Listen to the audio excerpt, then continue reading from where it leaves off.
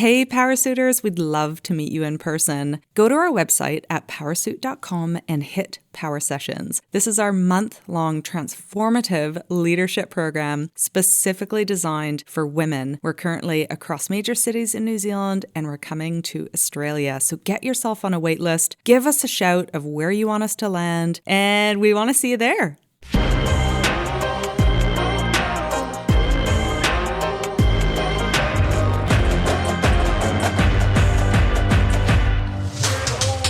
Welcome to Power Up, the podcast that uncovers the unique challenges women leaders face today. Join your hosts, Nat and Kristen, as we dive into the tough topics and provide actionable insights you can apply right now. Don't forget to hit subscribe so you don't miss any episodes. Hello, we're Nat and Kristen, and we haven't worked in an office for well over a year now, I think, so we're probably exempt from a few of these things we're discussing today, which are workplace pet peeves, the annoying, irritating, frustrating things that the humans around us do when we are in shared spaces. What's your biggest one, Kristen? I love that we are doing an email list, etiquette list, Yes. and pet peeves as it relates to email, because as you noted, we haven't been in an office for over a year. So right now, I would say there's two things. One is email pet peeves and the etiquette of that. So we're going to put a link to this week's newsletter in the resources. The second thing is the mute and unmute on Zoom. It's like old. Like it's so old. What when people... You're on mute, Harold. Oh. You're on mute. Is even worse. Actually, it's not even worse. It's just as bad of a violation as those that join a meeting and then they're off cooking something and you can hear them chatting to their dog. Oh, I don't chat to my dog, but I goodness. do cook. Yeah, but you put yourself on mute. Oh, absolutely. But Yeah. I was thinking about that the other day because I spoke to this incredible man who had this entire video set up while he was talking, and he was talking about the respect of actually having a proper digital conversation and how good lighting, good setup is really important for having better conversations, and apparently also makes you sound and look smarter. And I was thinking, oh yeah, the people who don't respect those and they're kind of like half their face is on or off, or they're staring into the distance, or their camera's off, and you just go... I had the weirdest call with someone the other day, video call, and they were staring at their screen where they could see me, but it was coming through their laptop That's to so their left, weird. and so I was talking into half their face. Yeah. I mean, at least you know they're not staring at themselves the whole time. I wonder if they know that's happening. Surely they're not seeing themselves, otherwise they would. The other one I saw this morning, because I was Googling etiquette for the newsletter, and I've added it into the newsletter, so this is a bit of a sneak peek. This is completely unrelated to work, but around dating. And as someone who was single for a long time, we've all had to endure the hellhole that is dating apps. And when you have a friend who's been in a relationship forever, and they're like, oh my God, how does this dating app work? And they take it and they're like, can I scroll? Can I swipe for you? And you're like, don't patronize me. Do you know that I don't want to be on this app? Like, it's not cute that you never had to do dating. And it was so, like, it just resonated with me so much that I was like, wow, I have a real sore spot. Yeah, I'm afraid I can't relate, but I empathize with you now. Anyway, so pet peeves, etiquette. Etiquette's such an old-fashioned word, but I love it. Yes. And it's funny because we have to spend all this time with people, and we've talked a lot about communication and relationship building and influencing, and these little things, these little habits or tics that we all have, or the things that we kind of overlook when we're in a hurry, can have massive ramifications for all of the above. Yeah. So it's kind of a bit of a fun one today. It is a fun one, and we're just human, and everyone is trying to survive, and when you wake up on the wrong side of the bed, like I was all weekend, oh my goodness, I was so grumpy, all of these things can just not be great. And then you find yourself in a workplace conflict because you've stepped over that line of someone's grump meter that day. But we're here to help with some of the top pet peeves, which, yes, sometimes might be petty, but nonetheless, they're we still like pet a petty peeves. pet peeve. Yeah. This is our rant session. And then we've got some small solutions. And we also have a question in this podcast. So while you're listening, you can take a look where you're streaming this podcast, and there will be a question about what are your pet peeves. And we're happy to post those on social. So go ahead and engage with us. Oh, in your podcast app. I was like, are we going to bury a question in our words? What No, are we doing? It's actually in the app, especially Spotify does it really well. Yeah, nice. Apple, I'll have to test it. Oh, very cool. I'll answer. And we have, well, you're going to... It's basic etiquette for you to respond to our question. Yeah. Don't be rude.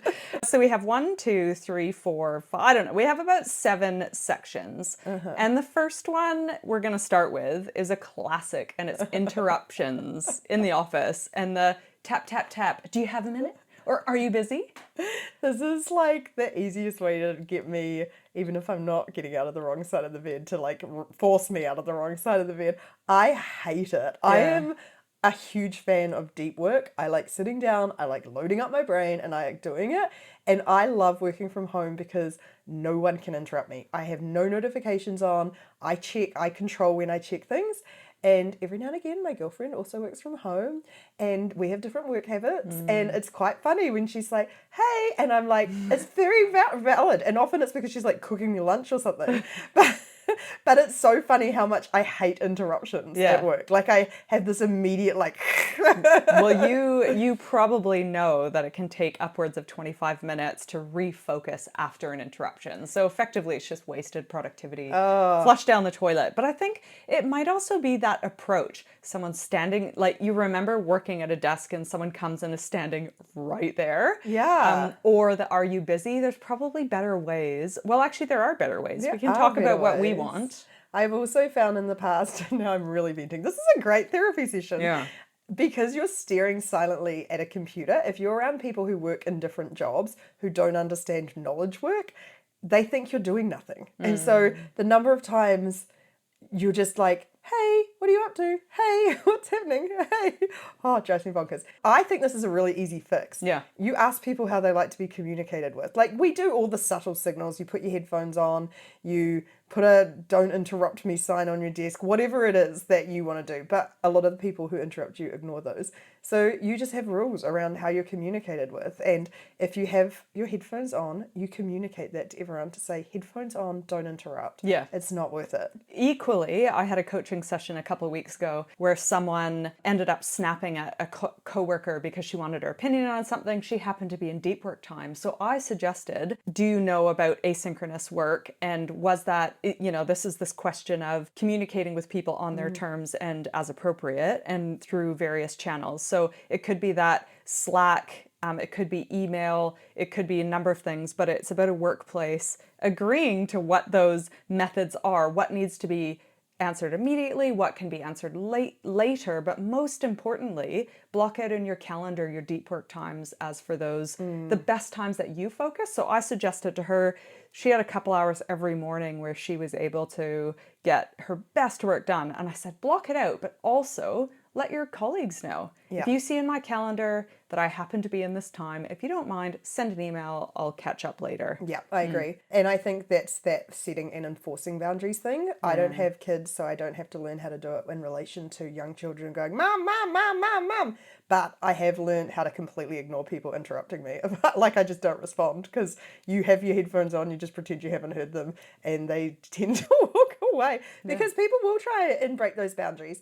And I think if you are someone who really enjoys chatting at work, which I think is absolutely fair. Like I know people who literally go into the office because they like the vibe. Yeah. Absolutely fine. Like please go for it. And this is something that we have to recognize with work as it stands today is there's times that is great and then there's times that's not great. So just be really aware of, do you really need to interrupt someone right now for this thing? Is this socializing time? Is this urgent? Because I think, I was thinking about this morning with emails, the easier it becomes to communicate with people, the harder time we have differentiating between when we should and shouldn't. Yeah. Because we're like, so easy to just tap them on the shoulder. Doesn't mean you should. Well, that was Slack as well, and notifications, which people quickly learned to put them to sleep and have rules about how to use which tool and when. So good. Let's go meetings, because this is a big offender with some of our pet peeves. One that I remember from Hatch days is putting out a meeting and getting an automatic reject from someone I knew wasn't busy, but he just automatically rejected all meetings, and it drove me bonkers because it was senior level meetings. It was this precious, like, I like to have my voice heard, but if you're not rocking up and available to have your voice heard or not responding to the meeting request, I find it really irritating. Or a classic tentative acceptance. Oh, well, yeah, that's what it was. Either, it was neither yes nor no. So, maybe. You're like, what do you mean, maybe? What does that even mean? I think that's that's a very funny one. That because we've actually spent a lot of time coaching people recently on setting up an auto respond when you've already got time booked out. If someone tries to book time over it. But sending up an auto-respond, blanket auto-respond. That's what it was. Not cool. And it drove me nuts. The other one I also hate is back-to-backs. I remember, again at Hatch, I would have sort of half an hour free in a day and people would fill it. And you're like, I am not going to be able to help you in this half hour free. Or if I had I tried to leave 15-minute blocks between meetings and people would try and book those 15 minutes. And I think that's something about teaching people how to treat you and putting in place good asynchronous work where it's like, and in the end, what I did to get around it was just say, email me, not Slack. I hate Slack, but email me what your problem is, what your solutions are, and then I'll read it and get back to you. But I don't need to sit down and brainstorm it with you ad hoc, because that back-to-back thing, it's crippling. It makes you so stressed. Yeah. Well, another one, being late. And it can happen video and in person, like swooping in, and you're often come in with apologies, or you come in with gusto and you have to redo intros. And so that can be quite disruptive. I don't mind if people come in late if they're just silent. Like, I think just everyone knows you're late. Just turn your video on and just sit there and you'll be brought in when you need to. Great. But I think that becomes a culture as well. I've noticed in some workplaces that it just becomes a thing that everyone expects to be 5 to 10 minutes late. And we were guilty of this at Hatch as well. And I that is one of my rules going forward is if you are late, either don't turn up or turn up silently. But it is not okay to have that culture, because it's really...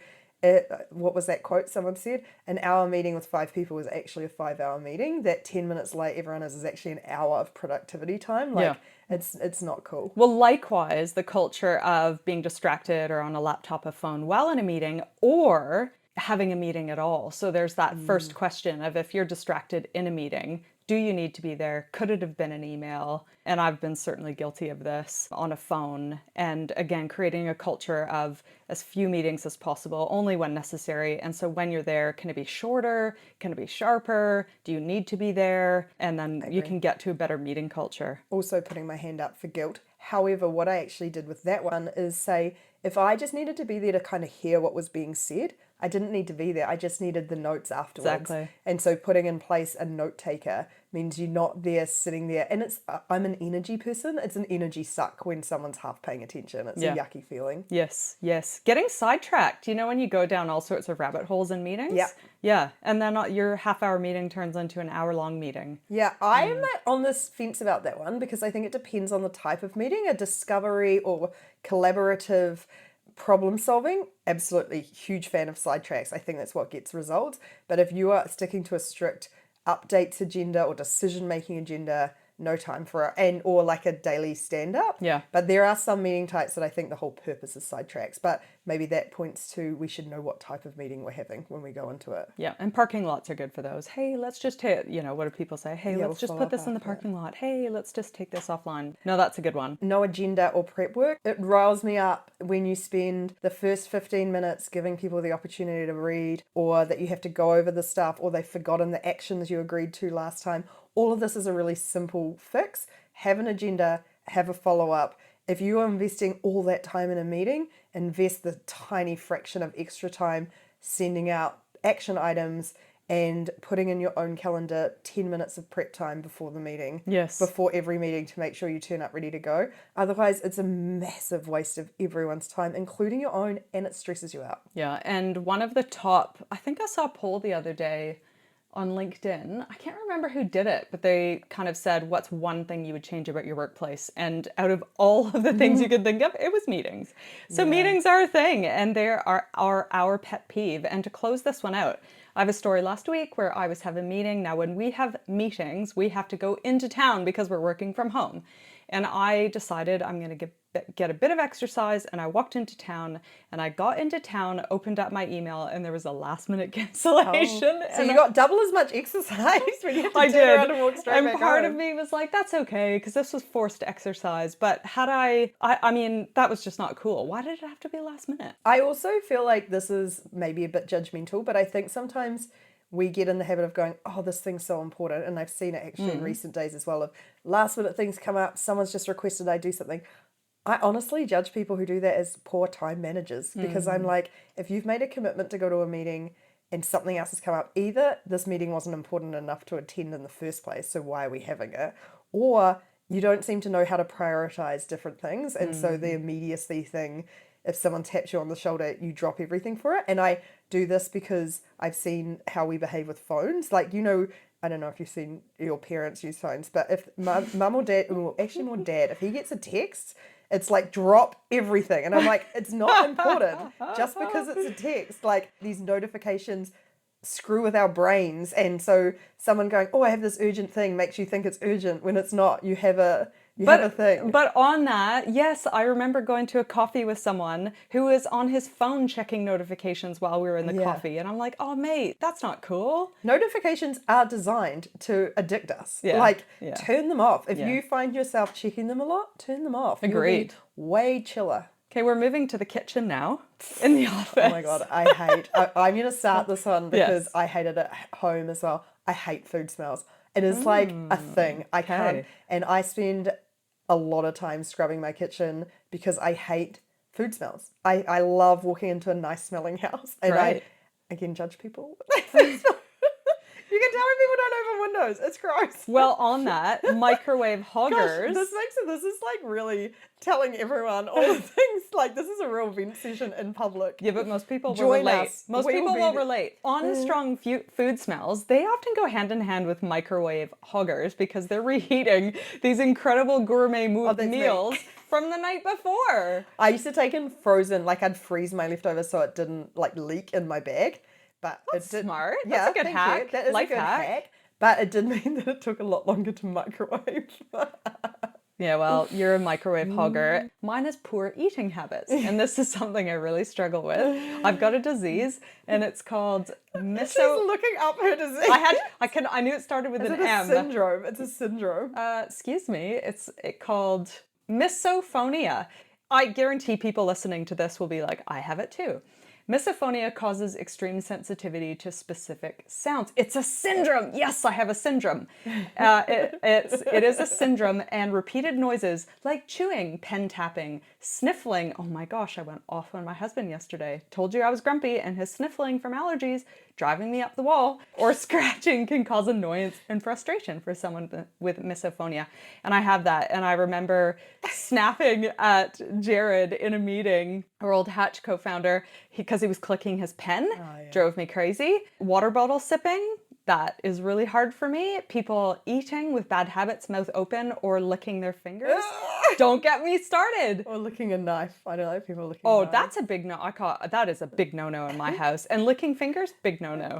So I have passed this disease on to my children. The problem is, though, once you notice it, you notice it. I'm the same. Like, No, if it's I, a syndrome. If I, well, you yes, have you the probably have the disease. syndrome. We don't have imposter syndrome, but Kristen has another syndrome. If I notice someone doing something, and then it just gets more and more irritating, and then you actually, this is an easy one again to fix, to just be like, hey, I really, like, don't wait till you blow up. Just say, can we not do this? It's a syndrome. I blow up. I feel like there's a lot of research, and we've talked about this before, with women take on a lot of the unrecognized jobs at work, and we are more likely to pack and unpack the dishwasher, which I've been on a very selfish personal vendetta against by never offering to do it. Agreed. But everyone should do their own dishes. And you go into these nice big corporate offices. We get to go into them a lot now with power sessions. And there's often like an office manager or someone, even after our power session last week, that one of our participants who's incredible, at the end we were packing everything up and I noticed she was putting everyone else's dishes, and I offered to help because I was like, oh, this must be all of ours.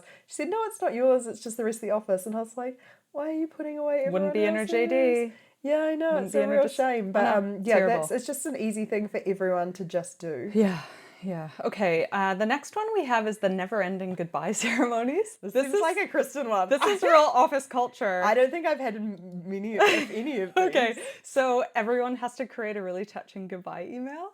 Oh. We've even been CC'd in these touching goodbye emails. One was we? really awkward. Do you remember the person was like, this company would be better if it were like this, this, this. Don't you remember? Yeah, no, that wasn't a touching goodbye email. That was a rant of an angry leaver. Well, it was touching as Not in in our people who company. inspired him, and then it was people who... There was a lot of passag, there was a lot of ag. But most people write really touching goodbye emails, which now are on LinkedIn, which I appreciate for letting people know you're on the market, but this is a thing. Oh, you mean like when you leave, you write an email? Yeah. Oh, you don't like them? Well, the pressure is on for everyone now to write one where you just sometimes want to be like, see ya, I wouldn't want to be ya. I mean, you could write that. I'd be into that. Okay, well, it just feels like there's so much ceremony around this goodbye. Everything everyone from wants good leavers. They want everyone to talk fondly about their time. the lunches, the drinks, the gift, the painful collection of the card. Oh my gosh, who's got the card? Who is the last person to sign the card? You get the collection, people throwing in $1 or not throwing in anything at all. Oh my gosh. Okay, so goodbye ceremonies. I mean, come on. Like, let's wish them well and goodbye. You've written here about the New Zealand cake situation. I think this is a birthday one that I've noticed that my birthday's on the 4th of January. Feel free to send me, what is it called?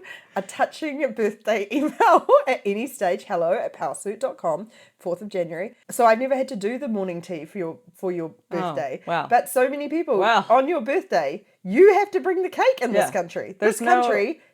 We're just bringing in a new government. They're still sorting it out. Number one policy: no more bring your own birthday cake. Is that what it was? It should we're be. Gonna make it. It should be. Well, also because I trust that obesity and diabetes is like skyrocketing in New Zealand because of not only on your birthday do you get morning tea, but you have to bring the morning tea, which is really unhealthy food.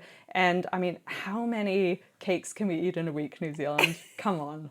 Like, come on. I don't know what it's like. Tell us, wherever you live, is there any of those awkward really chatter weird... around the cake? I mean, come on, let's move on. The weird ceremonies. That's funny. I'm a softie. I'm probably one of the perpetrators of this. I love those sorts of things. Great.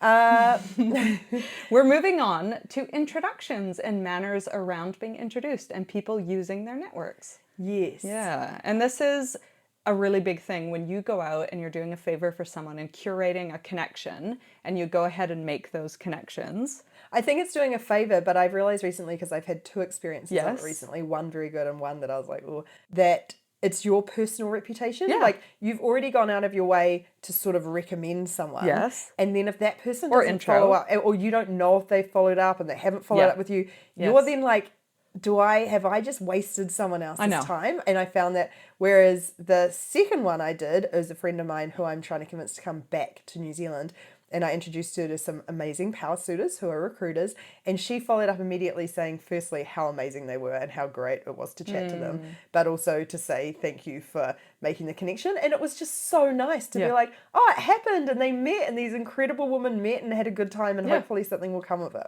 Yeah, it's not hard to say thank you, and so easy just to go back and say thank you. And we've got the BCC rule that's in the newsletter. Check out the article in the resources about the BCC rule. And then I love that circle back and say, hey, I just wanted to update you. I ended up going for coffee, ended up meeting for this person. This is what came out of it. Thanks so much. I love that Easy. too. We got given this advice from our advisor years ago, and I love it. It's just keep a spreadsheet of people you meet and a little bit of a note about them, and so you can kind of keep track, because it is hard after a while to keep track of everyone. And you've written this LinkedIn one. What's that one? Asks without give back. I've had a few over the years, not recently, where someone sort of pops out of the woodwork and kind of goes, hey, can you do this thing? That's actually quite a extensive thing. Like, it's not nothing. Fair. And actually, as I'm saying this, I've just remembered that someone emailed me out of the blue and I said I'd do it, and then I don't think I've checked again. It's just this thing about, if you're going to do that, maybe you spend a few minutes beforehand, sort of give, like, I don't know what you could do in return, but think through how you can help the other person. That's because so fair. Yeah, give and take. And sometimes I'm really happy to do it, obviously, like how great to help other people. But sometimes you're like, I feel a little bit used. like you, and I mean, I think it's great to ask your community for help, but it's sort of a matter of knowing how much to ask for. Great. We've got 2 more sections. This one is input and feedback. And this is actually one that my husband was complaining about, in that he created this massive strategy paper. It was getting submitted. He warned someone relatively senior at his workplace 6 times to have input on this paper. He ended up submitting it, and then the person got back to him 3 days after submission with, oh, let's meet and have a chat about this. It's like, too late. Yeah. You've been given all of the opportunity to do this. You've ignored meetings, you've ignored emails. Too late. It is, that one is, I think that's a tricky one, because obviously your husband has asked, and well, I'm presuming your husband's asked in a way that's made it really easy. Yeah. But I sometimes find I've been asked stuff when I'm really busy, and what I ask them to do is block out my calendar. Yes. And add that thing to it. And so you've taken all the admin of making me do it. And then I also found if I opened it and there was like grammatical errors or basic things, I was like, get this to a point it's worth reviewing before. Yeah. A lot of that stuff that you can actually, if you think it through, you will make it much easier for someone to say yes. On the note of feedback, one thing we had no time for at Hatch, we often used to say, conflict happens and disagreement happens. And if you have a problem with someone or they've behaved in a way that offended you, and you tell everyone else apart from that person, you are the problem. Because this stuff it's so easy to backstab and complain about miscommunications, and we all know they happen in the work, all that sort of stuff. There's something about, to me, etiquette of sort of almost building a case against someone who probably has no idea what they've done wrong. And it's often they've done something like one of these etiquette things where it's not like they're the worst person in the world. They've just cooked fish in the microwave. Like, just tell them. Yeah. And save their reputation and a toxic workplace culture and just get it sorted. Yeah, agreed. Great. And I'm going to finish up with the big one. The big one. This is elevator and plane etiquette. If for anyone that doesn't know, when the elevator doors open, you stand aside and let people off the elevator. Same with a bus. Before barging in. Yeah. When the elevator doors open and there's no one in the elevator, you look to your right, you look to your left, and you say, after you. Oh, no, after you. Anyway, or just whatever. And no one gets it. You're not the center of the universe. And the same thing, what is up with the crazy plane bargers? What is up with the seatbelt lights come off, or whatever that is, and everybody is up, grabbing their bags and charging to the front of the plane without exiting your aisle in an orderly and respectful manner?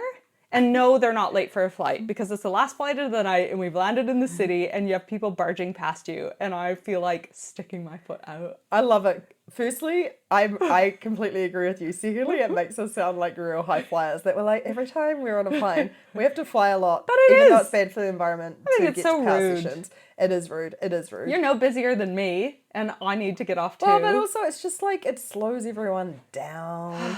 I went to Japan for a couple of days once, talking of flying heaps, and I found it so fascinating getting onto a train in a culture where people are polite, and so no one raced or barged to get on. They just, and I was like, what a delightful world to live in, a place where people were just respectful and give each other space and look out for each other. Yeah, certainly wouldn't really find that in the London too, would you? Yeah. Anyway, I love it. So what are your workplace pet peeves? We've gone ahead and put it in the poll in this podcast. You will find it. Let us know. Let us know if you're related to any of these. What have we missed? Or add your own. This is a vent session. We're all in it today. We're in a pile on. Add your own. So give us a follow. Give us 5 stars. And the other action this week is our new upcoming mini-sodes. Yes. Are we going to talk about them? Yeah. We may as well. Yeah. We're going to add it in the newsletter as well, so subscribe if you're not already. We want your questions. We want to, whatever, if it's specific, something you're dealing with at work, if it's you're just trying to figure out a blocker, if it's a goal you're working towards, you're not quite sure how, if you're looking to find a new job, whatever it is, we want your questions, and we're going to do it. I don't know if we'd even call it a series. We're going to start mini-sodes where we just answer your questions, because we are a community. Yeah. And at the moment, you only hear our voices, and we want to hear more of your voices. Agreed. So send us an email hello@powrsuit.com with a question you'd like us to answer. We'll probably keep them quite short. We're going to start doing that in the next couple of weeks. If anyone asks a question. Exciting. Yeah, we'll catch you next time. Bye. Bye.